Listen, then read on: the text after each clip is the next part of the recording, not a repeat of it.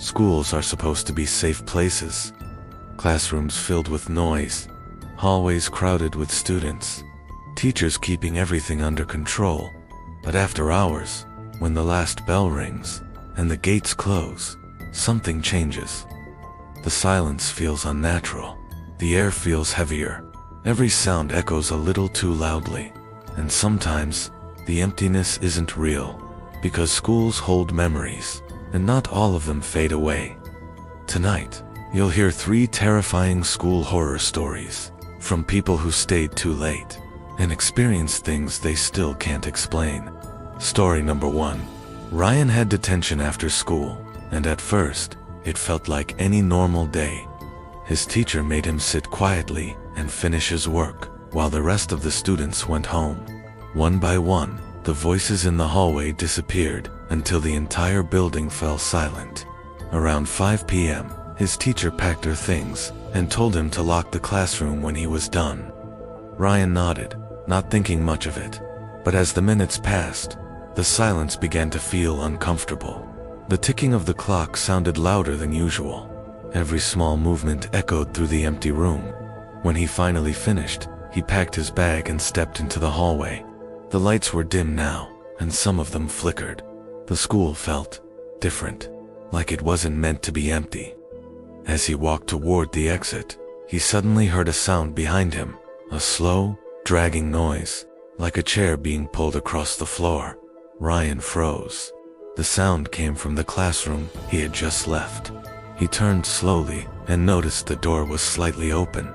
He was sure he had closed it. His heart began to race as he walked back. Pushing the door open carefully, he looked inside. Everything seemed normal at first.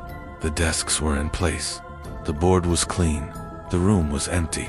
Ryan let out a breath, trying to calm himself. But just as he turned to leave, the sound came again, louder this time. A chair scraping slowly. Right behind him, he spun around. One of the chairs had moved. It now stood in the center of the room, facing him. Ryan stared at it, unable to move. Then suddenly, another chair shifted, then another. The scraping sound filled the entire classroom. One by one, the chairs began moving toward him, dragging themselves across the floor. Ryan panicked. He ran toward the door, but as he reached it, it slammed shut on its own. He pulled at the handle desperately until it finally opened, and he sprinted into the hallway. Behind him, the sound of chairs scraping followed. Faster now, louder, as if something was chasing him. He didn't stop running until he burst out of the school building. The next day, when the school checked the CCTV footage, they found something disturbing. The classroom door never opened, and inside the room, none of the chairs had moved at all. Story number 2. Emma worked as part of the school cleaning staff, taking care of the building after hours. She was used to empty classrooms and quiet hallways, but there was one place she always avoided for as long as possible. The girls' bathroom on the 2nd floor. Something about it felt wrong. Every time she entered, she felt like she was being watched. One night, around 8 p.m., she finally gathered the courage to clean it.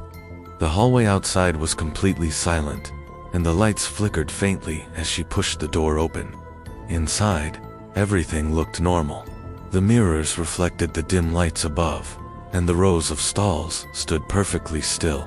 Emma started mopping the floor, trying to ignore the uneasy feeling in her chest. Then she heard it. A soft creak. One of the stall doors slowly opened behind her. Emma turned quickly, her heart skipping a beat. All the stall doors were closed. She frowned, convincing herself she imagined it. But as she turned back to her work, the lights flickered again. Once, twice, and then went out completely.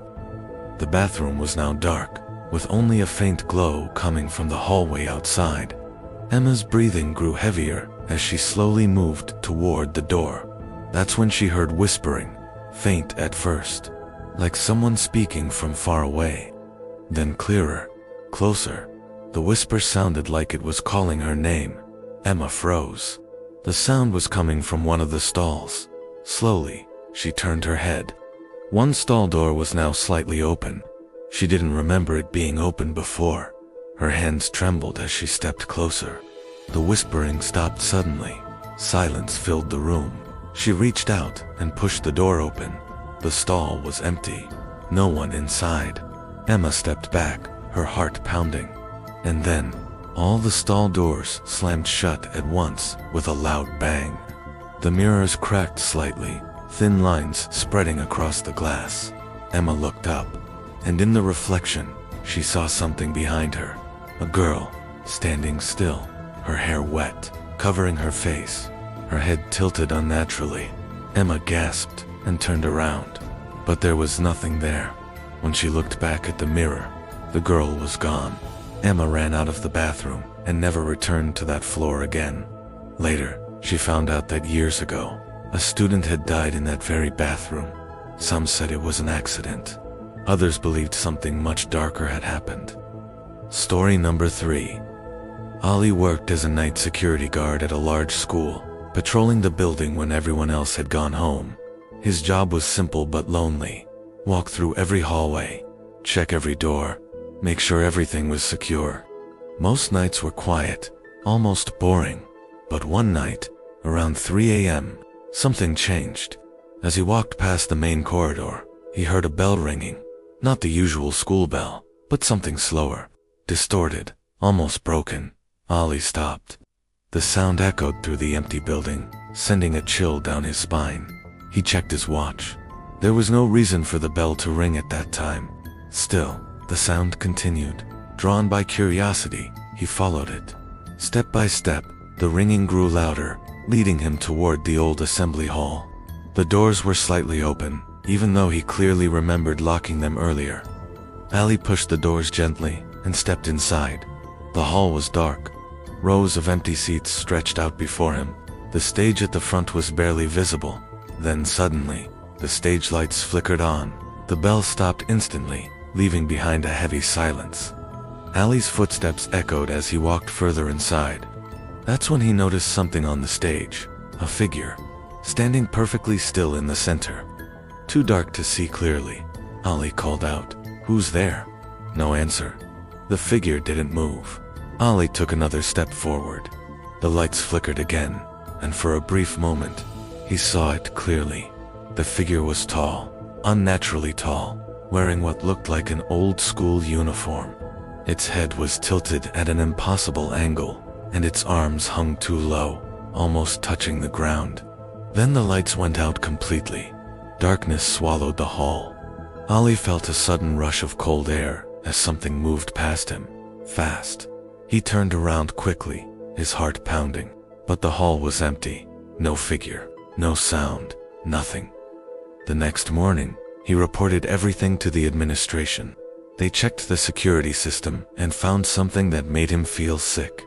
The assembly hall doors had remained locked all night. From the outside, schools may seem normal during the day, full of life, full of noise. But when night falls and the halls grow silent, they become something else entirely, because sometimes the echoes you hear aren't just sounds, and sometimes the things you see were never meant to be seen.